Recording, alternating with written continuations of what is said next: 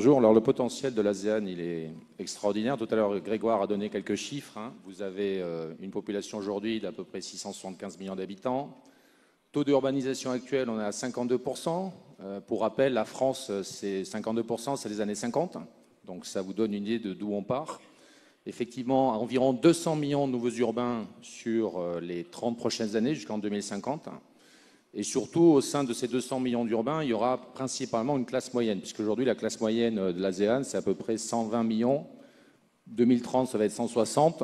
Bon, les prévisions 2050 sont peut-être un peu moins réalistes, on verra, ça sera 250 à 280 millions. Donc tout ça veut dire pour les entreprises françaises, puisque ce qui est intéressant, c'est quand même la classe moyenne pour nous, puisque la classe moyenne, ça veut dire des logements, ça veut dire des hôpitaux, ça veut dire des écoles, ça veut dire des infrastructures derrière industrielles liées à tout ce qui est agro-F&B, la chimie, la pharma, etc., etc. Donc ce sont des opportunités extraordinaires pour les entreprises françaises. Nous, on a la chance d'être présents physiquement avec des bureaux dans 9 des 10 pays de l'ASEAN. Le seul pays où on n'est pas, c'est le Brunei, puisque c'est un tout petit pays. Et on a effectivement, depuis 20 ans maintenant, surfé sur la vague de tout ce développement absolument phénoménal. Et ce n'est que le début. Donc moi, le message, c'est vraiment les PME françaises en particulier, puisque les grands groupes sont déjà très présents. Les PME françaises, des opportunités uniques. L'ASEAN est un marché beaucoup plus simple d'accès que l'Inde ou la Chine. Alors, on est en Inde, effectivement, l'Inde a des opportunités extraordinaires, on y travaille aussi. On est d'ailleurs dans un des bâtiments qu'on a réalisé à Archetype, puisque le Pullman Novotel, c'est un bâtiment qu'on a fait en 2012. Mais on a aussi vraiment ce tropisme ASEAN, puisqu'on est une UFE, on est né au Vietnam en 2002, donc on connaît très très bien la zone. Donc moi, j'invite toutes les boîtes françaises à venir découvrir l'ASEAN.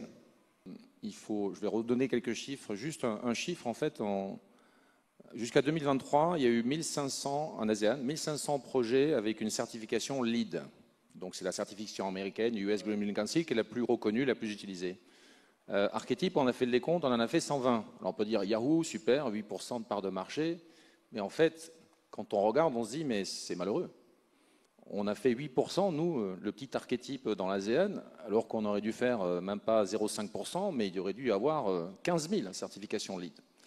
Et le problème aujourd'hui qu'on voit, c'est qu'il faut différencier, je dirais, les bâtiments industriels des bâtiments immobiliers. Les bâtiments industriels, aujourd'hui, il y a une vraie feuille de route côté des industriels, de décarboner, de s'assurer qu'ils font des bâtiments durables. Et on est à peu près, nous, à 70% de certifications diverses et variées, que ce soit du LEED, du EDGE ou BREEAM, etc.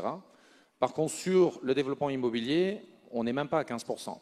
Et pourquoi on n'est même pas à 15%? Parce que autant sur les bâtiments industriels, on travaille en général avec des grands groupes internationaux ou des grands groupes régionaux, autant sur l'immobilier, effectivement, on va travailler avec des groupes immobiliers qui, eux, vendent à des consommateurs locaux qui, en toute franchise, se foutent complètement que le bâtiment, l'appartement qu'ils achètent ou le bureau qu'ils occupent soit vert.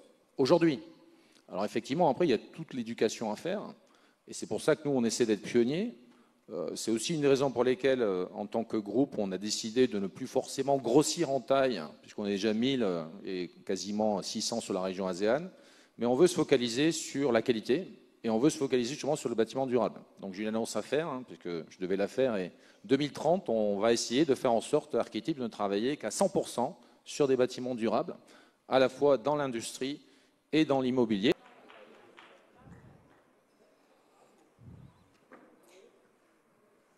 Merci beaucoup à vous tous et Guillaume Dourdin également à vous, parce que j'ai oublié de vous remercier, comme tous les autres modérateurs, d'avoir respecté le temps.